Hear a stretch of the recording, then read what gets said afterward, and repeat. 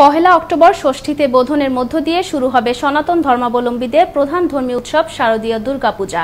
দেবী দুর্গাকে বরণ করতে পূজা মণ্ডপগুলোতে চলছে ব্যাপক প্রস্তুতি। প্রতিমা গড়তে দিনরাত কাজ করছে প্রতিমা শিল্পীরা। বগুড়ায় নির্বিঘ্নে ও নিরাপদে শারদীয় দুর্গাপূজা উদযাপনের সকল প্রস্তুতি গ্রহণ করেছে জেলা প্রশাসন ও পুলিশ প্রশাসন।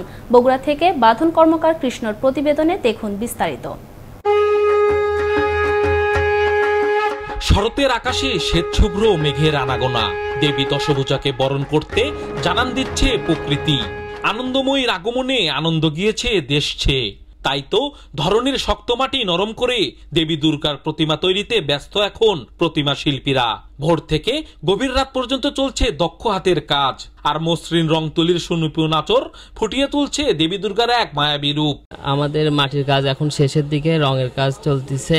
এখন একটু কাজের চাপ বেশি, আর রাত দিন 24 ঘন্টায় আমাদের কাজ করতে হচ্ছে।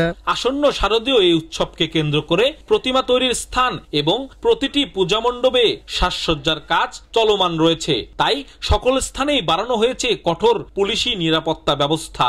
নিরাপত্তা বিধানের জন্য আমাদের পুলিশ বাহিনী সারা রাত পাহারা দিচ্ছে, আর ঊর্ধ্বতন অফিসাররা আমরা এখানে তদারকি করছি। পঞ্জিকা মতে এবছর দেবী দুর্গার আগমন গজে আর দেবীর গমন নৌকায়।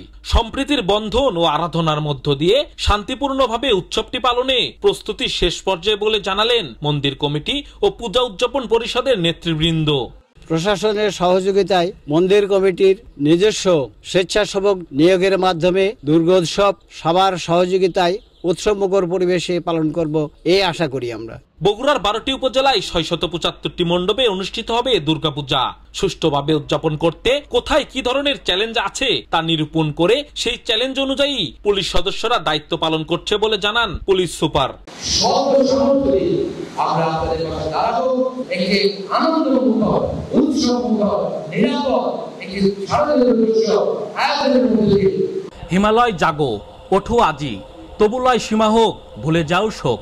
শরতের স্নিগ্ধতায় ধর্মীয় আরাধনার মধ্য দিয়ে উৎসবমুখর পরিবেশে সকলের অংশগ্রহণ এবং প্রশাসনের সহযোগিতায় সার্বজনীন হয়ে উঠবে এবারের শারদীয় দুর্গা উৎসব, এমনটাই প্রত্যাশা সবার।